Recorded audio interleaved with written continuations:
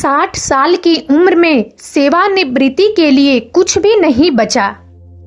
आज हम एक ऐसे विषय पर बात करने वाले हैं जो हम में से कई लोगों के लिए एक चिंता का विषय है। 60 साल की उम्र में सेवानिवृत्ति के लिए कुछ भी नहीं बचा होना। यह एक ऐसी स्थिति है जिसका सामना आज कई लोग कर रहे हैं और यह समझना महत्वपूर्ण है कि हम इस समस्या का समाधान कैसे कर सकते हैं। समस्या की गंभीरता। 60 साल की उम्र में सेवानिवृत्ति के लिए कुछ भी नहीं बचा होना एक गंभीर समस्या है। इसका मतलब है कि आपके पास अपनी बुनियादी जरूरतों को पूरा करने के लिए पर्याप्त पैसा नहीं है, जैसे कि भोजन, आवास और स्वास्थ्य देखभाल। इसके अलावा आप अपनी पसंद की जीवन शैली जीने में सक्षम नहीं होंगे। समस्या के कारण। इस समस्या के कई कारण हैं।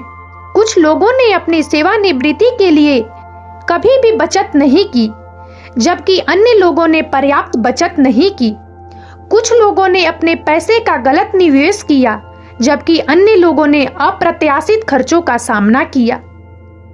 समाधान।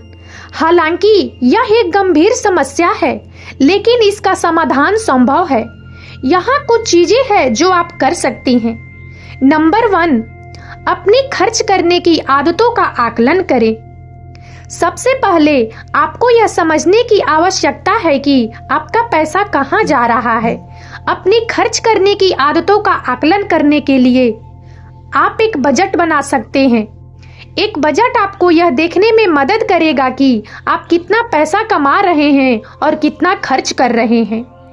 नंबर 2, अपने खर्चों को कम करें। एक बार जब आप अपनी खर्च करने की आदतों को समझ जाते हैं, तो आप अपने खर्चों को कम करने के तरीके ढूंढ सकते हैं। आप अपने खर्चों को कम करने के लिए कई चीजें कर सकते हैं, जैसे कि भोजन पर कम खर्च करना, मनोरंजन पर कम खर्च करना और यात्रा पर कम खर्च करना। नंबर 3, अपनी आय बढ़ाएं। अपने खर्चों को कम करने के अलावा आप अपनी आय बढ़ाने के तरीके भी ढूंढ सकते हैं। आप अपनी आय बढ़ाने के लिए कई चीजें कर सकते हैं, जैसे कि एक अंशकालिक नौकरी करना, एक व्यवसाय शुरू करना या अपनी संपत्ति बेचना। अपनी आय बढ़ाने के कई तरीके हैं। यहाँ कुछ विचार दिए गए हैं। अंशकालिक नौकरी करें। अंशकालिक नौकरी आपकी आय का एक अच्छा स्रोत हो सकती है। ऐसी कई अंशकालिक नौकरियां उपलब्ध है जो लचीले घंटे और प्रतिस्पर्धी वेतन प्रदान करती है। एक व्यवसाय शुरू करें। यदि आपके पास कोई व्यवसाय विचार है, तो आप अपना खुद का व्यवसाय शुरू करने पर विचार कर सकते हैं।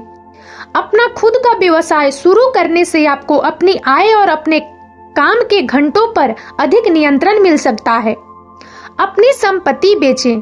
यदि आपके पास कोई ऐसी संपत्ति है जिसका आप उपयोग नहीं कर रहे हैं, तो आप इसे बेचकर पैसा कमा सकते हैं। उदाहरण के लिए, आप अपनी कार, अपना घर या कोई अन्य मूल्यवान वस्तु बेच सकते हैं। अपनी सेवाओं को फ्रीलांस करें।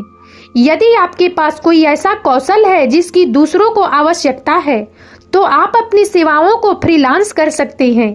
फ्रीलांसिंग आपको अपने खुद के घंटे निर्धारित करने और अपनी खुद की दरें निर्धारित करने की अनुमति देती है।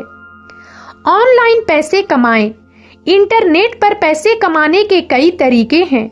आप ऑनलाइन सर्वेक्षण कर सकते हैं, ब्लॉगिंग कर सकते हैं या अपनी खुद की वेबसाइट या ऑनलाइन स्टोर शुरू कर सकते हैं। किराए पर लें। यदि आपके पास कोई अतिरिक्त कमरा या संपत्ति है, तो आप इसे किराए पर दे सकते हैं। यह निष्क्रिय आय का एक बड़ा स्रोत हो सकता है। निवेश करें। निवेश करना लंबी अवधि में अपनी आय बढ़ाने का एक शानदार तरीका हो सकता है। आप स्टॉक, बॉन्ड या रियल एस्टेट में निवेश कर सकते हैं। अपनी आय बढ़ाने के लिए कई अलग अलग तरीके हैं।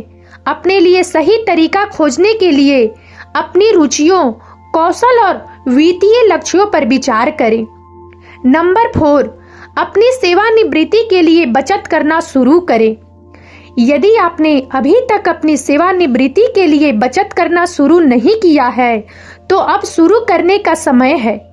यह महत्वपूर्ण है कि आप जितनी जल्दी हो सके बचत करना शुरू करें, क्योंकि इससे आपको चक्रवृद्धि ब्याज का लाभ उठाने और एक बड़ा घोंसला बनाने में मदद मिलेगी। आप अपनी सेवानिवृत्ति के लिए बचत करने के लिए कई चीजें कर सकते हैं, जैसे कि एक सेवानिवृत्ति खाता खोलना, एक निवेश योजना में निवेश करना या अपनी संपत्ति खरीदना। सेवानिवृत्ति खातों में 401 एस IRAS और रोथ IRAS शामिल है। ये खाते कर लाभ प्रदान करते हैं और आपको अपनी सेवानिवृत्ति के लिए पैसे बचाने में मदद कर सकते हैं। निवेश योजनाओं में म्यूचुअल फंड, स्टॉक और बॉन्ड शामिल है। ये योजनाएं आपको अपनी बचत को बढ़ाने में मदद कर सकती है। संपत्ति खरीदना भी एक अच्छा निवेश हो सकता है, क्योंकि समय के साथ संपत्ति का मूल्य बढ़ने की संभावना है। यहाँ कुछ अतिरिक्त सुझाव दिए गए हैं जो आपको अपनी सेवानिवृत्ति के लिए बचत करने में मदद कर सकते हैं। एक बजट बनाएं और उस पर टिके रहें। यह आपको यह देखने में मदद करेगा कि आपका पैसा कहाँ जा रहा है और आप कहाँ कटौती कर सकते हैं। अपने खर्चों को कम करें। उन क्षेत्रों की तलाश करें जहां आप पैसे बचा सकते हैं, जैसे कि भोजन, मनोरंजन या यात्रा। अपनी आय बढ़ाएं। एक साइड हसल शुरू करने या वेतन वृद्धि के लिए पूछने पर विचार करें। अपनी बचत को स्वचालित करें। अपने पेचेक से हर महीने अपनी सेवानिवृत्ति बचत में एक निश्चित राशि स्वचालित रूप से स्थानांतरित करें। एक वित्तीय सलाहकार से सलाह लें। एक वित्तीय सलाहकार आपको एक सेवानिवृत्ति योजना बनाने में मदद कर सकता है जो आपके लिए सही है। यह याद रखना महत्वपूर्ण है कि सेवानिवृत्ति के लिए बचत करना एक मैराथन है, न कि एक स्प्रिंट। जल्दी शुरू करें, अपनी बचत के साथ सुसंगत रहें और धैर्य रखें। समय के साथ आप एक आरामदायक सेवानिवृत्ति के लिए पर्याप्त पैसा बचा लेंगे। नंबर 5, वित्तीय सलाहकार से सलाह लें। यदि आप अपनी सेवानिवृत्ति के लिए बचत करने के बारे में अनिश्चित हैं, तो आप एक वित्तीय सलाहकार से सलाह ले सकते हैं। एक वित्तीय सलाहकार आपको अपनी वित्तीय स्थिति का आकलन करने और एक सेवानिवृत्ति योजना बनाने में मदद कर सकता है। नंबर 6, सरकारी योजनाओं का लाभ उठाएं। भारत सरकार ने वरिष्ठ नागरिकों के लिए कई योजनाएं शुरू की है, जैसे कि अटल पेंशन योजना और प्रधानमंत्री वय वंदना योजना। इन योजनाओं का लाभ उठाकर आप अपनी सेवानिवृत्ति के लिए कुछ वित्तीय सुरक्षा प्राप्त कर सकते हैं। नंबर 7, अपने परिवार और दोस्तों में मदद लें। यदि आप वित्तीय रूप से संघर्ष कर रहे हैं, तो अपने परिवार और दोस्तों से मदद लेने में संकोच न करें। वे आपको वित्तीय सहायता या सलाह दे सकते हैं। नंबर 8, अपनी जीवन शैली में बदलाव करें। यदि आप सेवानिवृत्ति के लिए पर्याप्त बचत नहीं कर पाए हैं, तो आपको अपनी जीवन शैली में बदलाव करने की आवश्यकता हो सकती है। इसका मतलब यह हो सकता है कि आपको कम खर्च करना होगा, छोटे घर में रहना होगा या कम यात्रा करनी होगी। इसका मतलब यह भी हो सकता है कि आपको अपनी खर्च करने की आदतों को बदलने की आवश्यकता है। उदाहरण के लिए, आप भोजन पर कम खर्च कर सकते हैं, कम कपड़े खरीद सकते हैं या कम बार बाहर खाना खा सकते हैं। आप अपने खर्चों को कम करने के अन्य तरीके भी खोज सकते हैं, जैसे कि सार्वजनिक परिवहन का उपयोग करना या ऊर्जा कुशल उपकरण खरीदना। यदि आप एक छोटे घर में जाने का निर्णय लेते हैं, तो आप अपने बंधक या किराए के भुगतान पर पैसे बचा सकते हैं। आप अपने उपयोगिता बिलों पर भी पैसे बचा सकते हैं, क्योंकि एक छोटा घर गर्म या ठंडा करने के लिए कम खर्चीला होता है। यदि आप कम यात्रा करने का निर्णय लेते हैं, तो आप हवाई किराए, होटल और अन्य यात्रा खर्चों पर पैसे बचा सकते हैं। आप घर पर रहकर और स्थानीय गतिविधियों का आनंद लेकर भी पैसे बचा सकते हैं। अपने जीवन शैली में बदलाव करना मुश्किल हो सकता है, लेकिन यह सेवानिवृत्ति के लिए पर्याप्त बचत करने का एक आवश्यक हिस्सा है। छोटे बदलाव करके आप समय के साथ महत्वपूर्ण मात्रा में पैसा बचा सकते हैं। नंबर 9, सक्रिय रहें। सेवानिवृत्ति में सक्रिय रहना महत्वपूर्ण है। सक्रिय रहने से आपको स्वस्थ रहने और खुश रहने में मदद मिलेगी। आप स्वयं सेवी कार्य करके एक शौक अपनाकर या नए दोस्त बनाकर सक्रिय रह सकते हैं। सेवानिवृत्ति जीवन का एक नया चरण है और इस चरण को सक्रिय रूप से जीना आपके शारीरिक और मानसिक स्वास्थ्य के लिए अत्यंत आवश्यक है। सक्रिय रहने से न केवल आप शारीरिक रूप से स्वस्थ रहते हैं, बल्कि यह आपके मानसिक स्वास्थ्य को भी सकारात्मक रूप से प्रभावित करता है। स्वयं सेवी कार्य करना एक उत्कृष्ट तरीका है जिससे आप समाज में योगदान कर सकते हैं और साथ ही सक्रिय भी रह सकते हैं। यह आपको एक उद्देश्य प्रदान करता है और आपको दूसरों के साथ जुड़ने का अवसर देता है। इसके अतिरिक्त एक नया शौक अपनाना आपकी रचनात्मकता को बढ़ावा दे सकता है और आपको कुछ नया सीखने का मौका देता है। चाहे वह बागवानी हो, पेंटिंग हो या कोई संगीत वाद्य यंत्र बजाना, एक शौक आपके जीवन में उत्साह और संतुष्टि ला सकता है। नए दोस्त बनाना भी सक्रिय रहने का एक महत्वपूर्ण पहलू है। सेवानिवृत्ति के बाद सामाजिक संपर्क कम हो सकता है, इसलिए नए लोगों से मिलना और दोस्ती करना महत्वपूर्ण है। आप क्लबों में शामिल हो सकते हैं, सामुदायिक कार्यक्रमों में भाग ले सकते हैं या ऑनलाइन समूहों में शामिल हो सकते हैं। यह आपको सामाजिक रूप से जुड़े रहने और अकेलेपन से बचने में मदद करेगा। नंबर 10, अपनी स्वास्थ्य देखभाल का ध्यान रखें। जैसे जैसे आप बड़े होते जाते हैं, आपकी स्वास्थ्य देखभाल की आवश्यकता बढ़ जाती है। सुनिश्चित करें कि आपके पास पर्याप्त स्वास्थ्य बीमा है और नियमित रूप से डॉक्टर से मिलें।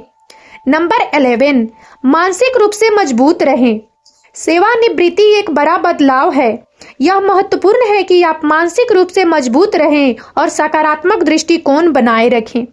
आप ध्यान, योग या अन्य विश्राम तकनीकों का अभ्यास करके मानसिक रूप से मजबूत रह सकते हैं। सेवानिवृत्ति जीवन का एक महत्वपूर्ण मोड़ है जो कई तरह के बदलाव लेकर आता है। यह न केवल आपकी दैनिक दिनचर्या को बदलता है, बल्कि आपकी सामाजिक भूमिकाओं और पहचान को भी प्रभावित कर सकता है। ऐसे में मानसिक रूप से मजबूत रहना और सकारात्मक दृष्टिकोण बनाए रखना बेहद जरूरी है।